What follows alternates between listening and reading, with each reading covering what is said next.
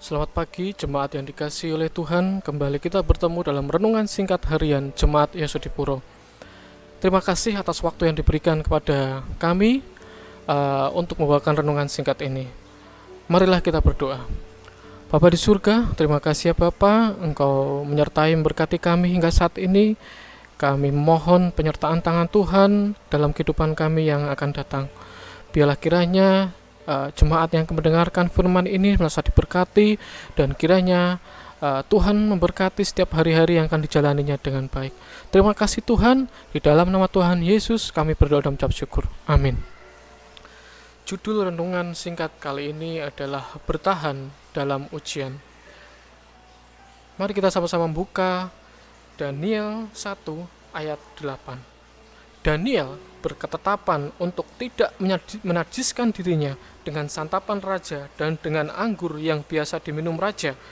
Dimintanyalah kepada pemimpin pegawai istana itu supaya ia tak usah menajiskan dirinya. Ya, dari ayat ini kita belajar bagaimana prinsip Daniel dipegang teguh pada masanya. Daniel bersama teman-temannya sengaja diasingkan menuju istana Babel untuk satu keperluan khusus. Ia akan ditempatkan oleh Raja Babel menduduki satu posisi penting dalam istana Raja Babel. Oleh karena itu, dipilihnya beberapa pemuda yang mempunyai perawakan yang bagus, mempunyai berbagai macam hikmat, mempunyai banyak pengetahuan, dan mempunyai banyak ilmu, yakni orang-orang yang cakap untuk bekerja dalam istana raja. Nah, karena dasar inilah makanya dengan banyak pertimbangan, orang-orang istana raja menyuruh para pesuruhnya untuk memilih dari beberapa orang, dan dipilihnyalah Daniel dan teman-temannya. Kita akan belajar bagaimana Daniel menghadapi ujian yang nyata dalam kehidupannya. Daniel dihadapkan oleh satu ujian di mana dia harus belajar tata krama, cara makan, sopan santun di Babel. Dia belajar bagaimana dia memakan makanan raja. Dia harus belajar, harus memahami bagaimana seperti apa raja harus melakukan segala sesuatunya. Disitulah dia dihadapkan sebuah ujian, yaitu memakan makanan dan meminum minuman yang sama seperti yang dimakan dan diminum oleh raja. Di sini kita belajar satu prinsip teguh yang dihadapi oleh Daniel. Apakah itu? Daniel menghadapi pencobaan yang paling berat yang dapat juga dialami orang-orang pada masa saat ini. Namun, ia tetap teguh pada ajaran agama yang diperolehnya sejak kecil. Daniel dikelilingi oleh orang-orang yang mempunyai pengaruh agama yang baik sejak dia sebelum dibawa ke Babel. Oleh karena pertumbuhan keimanan yang begitu kuat, dia dapat menjadi pemuda yang dapat memegang prinsipnya dengan baik. Dia menjadikan Allah kekuatannya, dan takut akan Allah berlangsung terus dalam setiap transaksi hidupnya.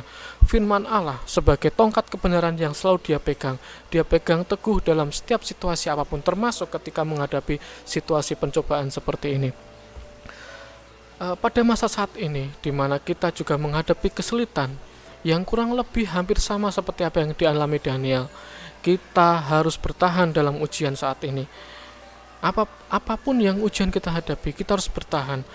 Kebenaran Allah, takut akan Allah harus selalu kita pegang dalam kehidupan kita hari lepas hari.